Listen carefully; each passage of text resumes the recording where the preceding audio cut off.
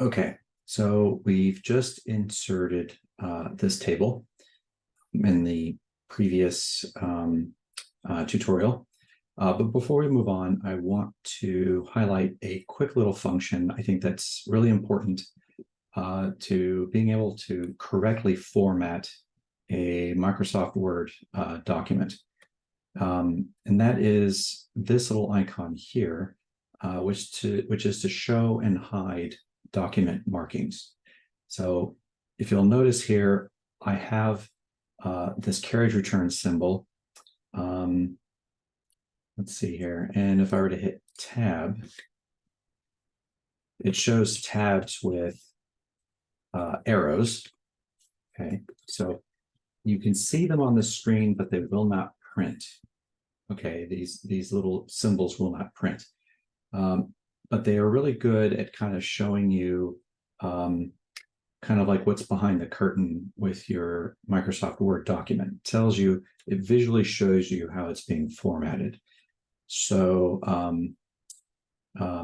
you want to click this little icon here to turn it off and then to turn it on again. Okay, off and on. So let's leave it on so we can kind of see what we're doing. All right, now with that out of the way, we've inserted our table, which has a heading, a style heading of 2. And underneath the style heading 2, this has a body heading of 2. And you can kind of see it's a little bit indented underneath this heading 2 style. So now we've got our table. Let's add an explanation of it. And when we add the explanation, we want to add an explanation in the lines below that are styled with this body 2 style. And I'll kind of explain why here in a moment. So let me copy and paste in the interest of time what I would put in as a description of this table. So let me paste my merging formatting.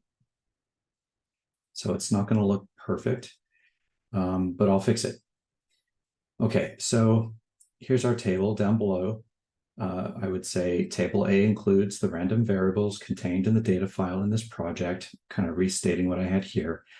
The data file contained qualitative and quantitative variables. So qualitative variables were name, park, track, and inversions 0 and 1. And it included discrete quantitative variables like speed, height, drop, and length. So remember, discrete quantitative, those are measurements. Oh, and I've got duration. Let's see if that'll fit here on that line. Yes, it will. Okay. There we go. Okay, so speed, height, drop, length, and duration. These are all measurable variables, whereas these ones up here are labels. Name, park, track, inversions, and inversions are the numbers 0 and 1. So we're just going to quickly kind of define what each of these variables represents. So I'm going to align these using tabs. So I've typed in random variable, tab, and then description. So I'm going to have random variables here down the left with descriptions lined up here on the right.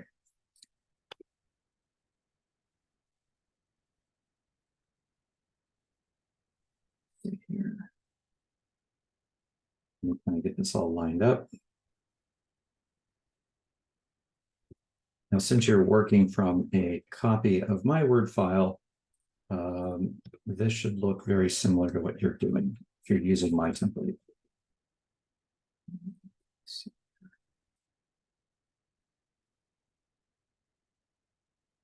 Versions. There we go. All right, and if you want to take a look and see what this would look like with those symbols missing, remember, just put click this show hide marks icon and turn them off. And you can see that looks really nice and neat. Okay.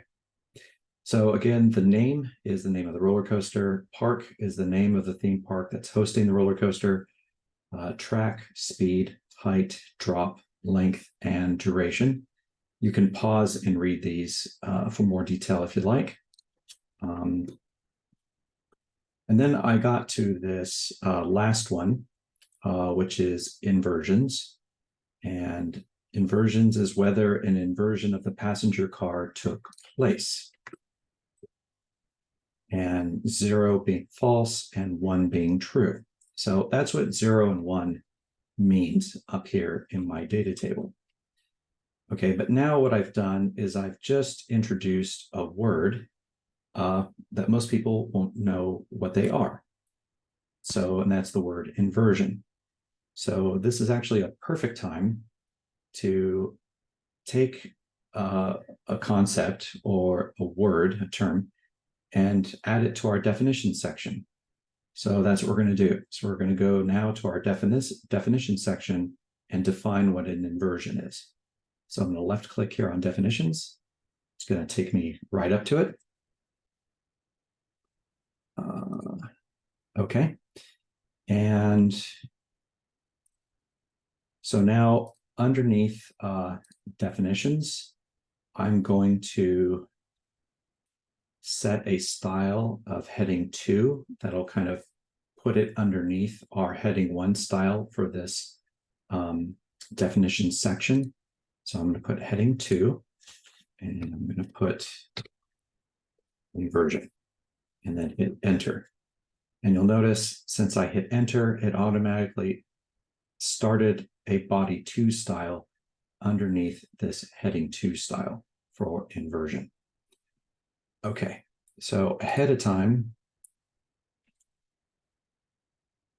I wrote what the definition of an inversion is to save us time. Let me hit enter a couple times just to make sure I got that. Okay, and so now what I can do is I can paste, and this will merge formatting. So it'll paste in the contents, but it's going to format it based off of this document.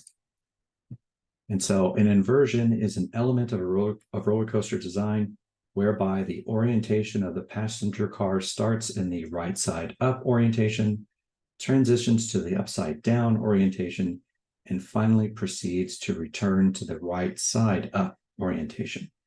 Examples of inversion elements are loop-the-loop and corkscrew. So to help the reader of my report visualize what I mean by inversion, we're going to add a couple of figures to this. So this is also a good teachable moment to show you how to add pictures. So what I'm going to do is I want to add 2 pictures, one of a loop-de-loop in a roller coaster and another one of a corkscrew in a roller coaster. And I want to be able to put captions below both of them. So to keep that all organized and straight, I'm going to insert a table. So because I want to put in 2 pictures, I want 2 columns. And because I want each picture to have a caption, I'm going to need an additional row beneath them. All right. So the first picture I want to add, I've already downloaded onto my computer. So I can come over here to insert and insert picture from this device. Okay, and I've got that in my downloads directory. And it's this one which says loop-the-loop. So I'm going to click that and hit insert. And there it is. Now I'm going to come over here. Now make sure that you click in the cell that you want to insert a picture into.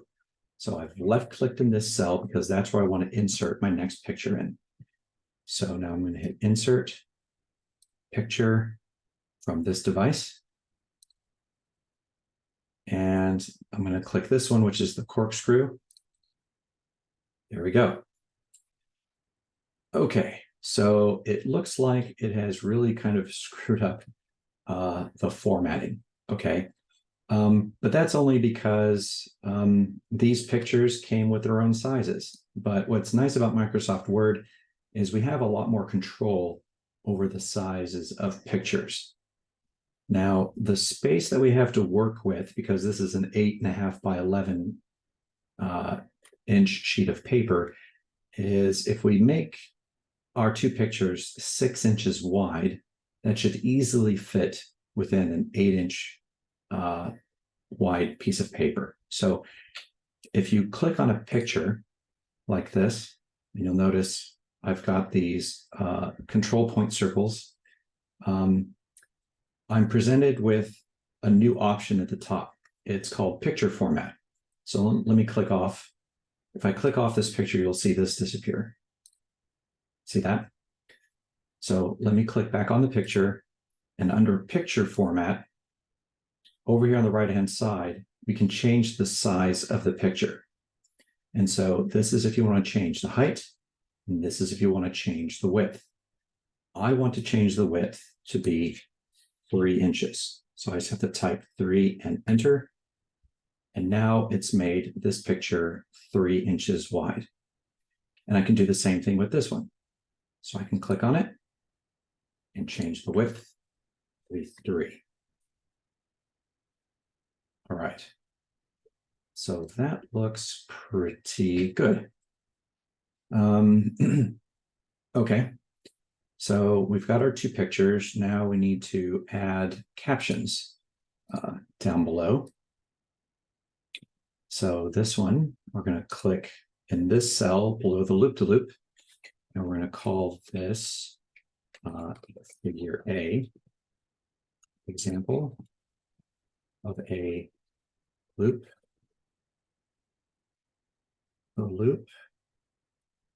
inversion element in a roller coaster. And then this one, we'll refer to this as figure B. And this is an example of a screw inversion element in a roller coaster. Okay, so later on in the report, if we ever want to refer to loop-the-loop or corkscrew, we can just refer to figure A and figure B, much like what I did up here when I copied and pasted this definition of inversion. Okay, so all right, so our initial goal was to go down here to our data table and add an explanation for a description for this data table that we just put in there. But in the process of that, we ended up using a word that required some more definition, and that was inversions. So we came up here to our definitions section, which is why that it exists. Go ahead and delete that part. And put in this word inversion and defined it and added a couple of pictures. All right, so this is a good place to stop.